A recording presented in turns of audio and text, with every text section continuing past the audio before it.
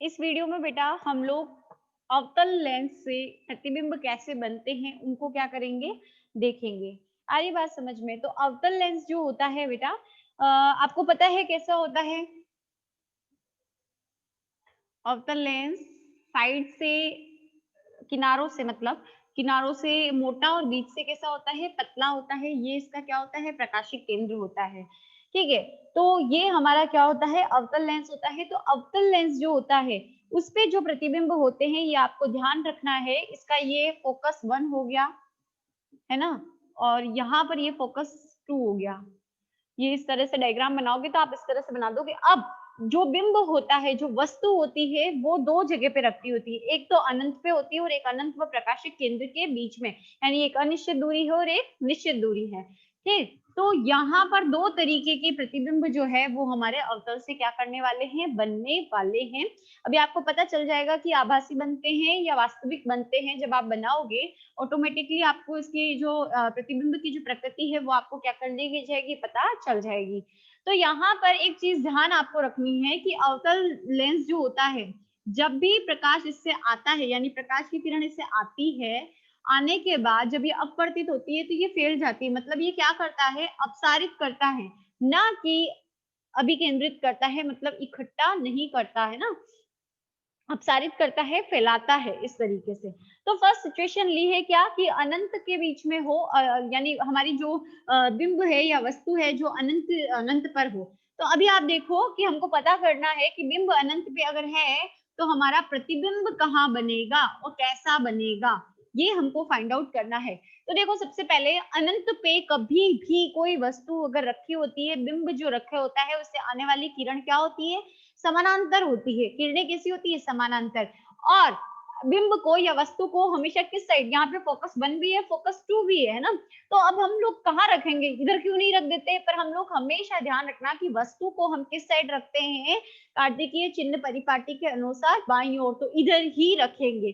ठीक है, तो अगर हम लोग वस्तु को इधर रख रहे हैं तो समानांतर किरणें जो अनंत से आ रही है ना, वो इधर से आएगी। तो पहली समानांतर किरण आई, आने के बाद ये क्या हो गई, अपवर्तित हो गई। समझ आया? फिर दूसरी ये समानांतर, समानांतर किसके समानांतर, मुख्य अक्ष के समानांतर। ये मुख्य अक्ष के बीच वाली लाइन, तो मुख्य अक्ष के समानांतर आती है। तो आने के बाद ये आई और ये भी क्या हो गई, अपवर्तित हो गई, अपवर्तित हो गई। अब इन दोनों को अगर हम, किरणें तो आगे चली गई अपवर्तित होकर, तो हम क्या करते हैं, पीछे जो है आभासी किरणें क्या करते हैं, खींचते हैं। ठीक है, आभासी किरणें क्या करते हैं, खींचते हैं। तो ये दोनों जहां मिलती है वो हमारा क्या होता है, फोकस होता है। दोनों जहां पर मिलती है उसको क्या कहते हैं, फोकस। तो अब क्या समझे इससे कि अनंत पर अगर वस्तु रखी हुई है तो प्रतिबिंब कहाँ बनेगा, फोकस पर बनेगा। फर्स्ट थिंग, ठीक है।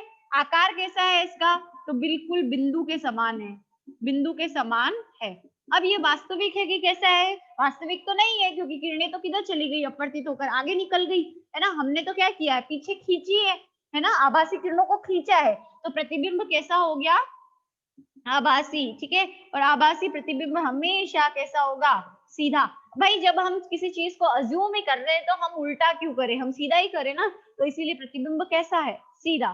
तो फर्स्ट सिचुएशन में जो ये डायग्राम बनता है वो इस प्रकार से हमारा बन जाता है। ठीक है, अब उसके बाद बात करते हैं हम सेकंड वाले की, कि अगर जो है हमारी वस्तु जो है अनंत व प्रकाशिक केंद्र के बीच में रखी हुई है ना, अनंत और प्रकाशिक केंद्र के बीच में रखी हुई है, तो चित्र जो है हमारा, यानी ये तो निश्चित दूरी नहीं थी, अनंत अनंत की दूरी हमको पता नहीं होती, बट अब हम लोग क्या कर रहे हैं कि अनंत व प्रकाशिक केंद्र के बीच में कहीं रखी हुई है, मतलब दूरी क्या हो गई है, निश्चित हो गई है।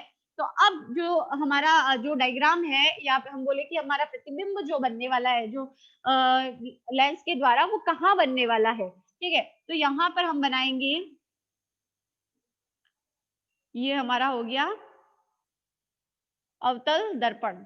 दिखता नहीं है बेटा, साइड में रह के बनाती हूँ तो थोड़ा उल्टा पुल्टा बनता है, but you can adjust, I hope, है ना।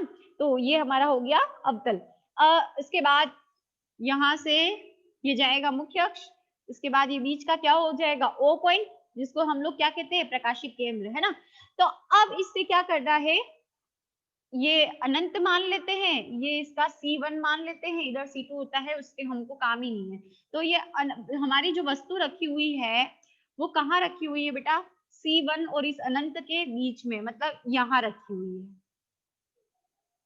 ठीक है, इधर मान लो कहीं थोड़ा पास में ले लेती हूँ, बाकी बहुत दूर बन जाएगा अदरवाइज। तो यहाँ पर हम C मान लेते हैं, ये हम अनंत मान लेते हैं, ये हमारी क्या मान लेते हैं? वस्तु मान लेते हैं। ठीक है,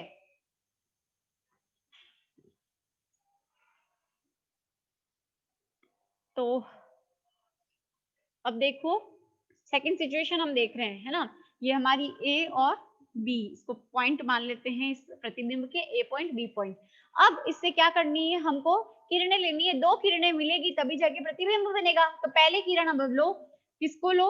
इस ए पॉइंट से निकलती है और इस मुख्य अक्ष के बीच वाला जो अक्ष है उसके समानांतर है, तो ये समानांतर किरण ली, आई, फिर ये क्या हो गई? अपवर्तित हो गई, है ना? अपवर्तित होने के बाद अगर हम इसको आगे बढ़ाते हैं तो किरण निकलती है, फोकस को काटते हुए निकलती है, तो ये हमारा यहाँ फोकस हुआ। ठीक है, उसके बाद दूसरी किरण ले लो, दूसरी किरण आप सीधी सीधी कौन सी लो? जो इससे होकर गुजरती है, किससे? बीच का पॉइंट ओ पॉइंट क्या था? प्रकाशिक केंद्र।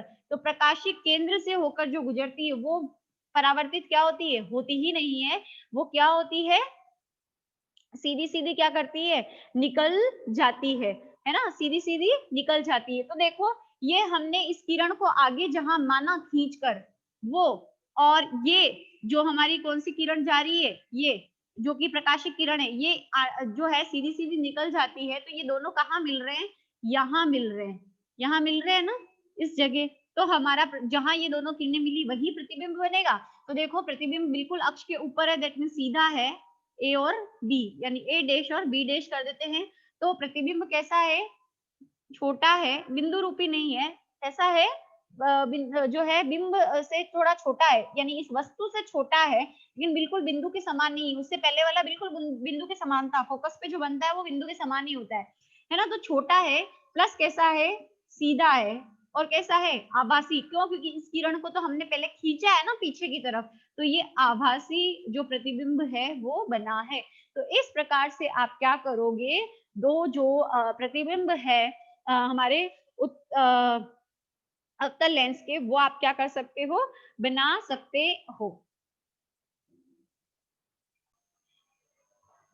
अब देखो बेटा, हम लोग अवतल लेंस के उपयोग कभी जो है एग्जाम में पूछ लिए जाते हैं।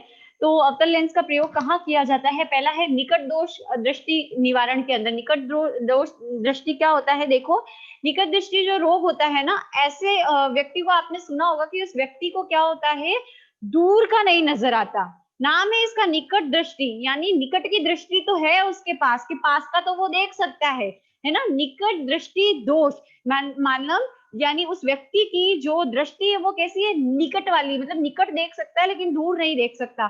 तो अगर जो व्यक्ति दूर नहीं देख सकता तो उसको जो डॉक्टर जो स्पेक्टिकल्स लगा के देता है ना, चश्मा जो लगा के देता है, उसके अंदर अवतल लेंस लगा कर देता है।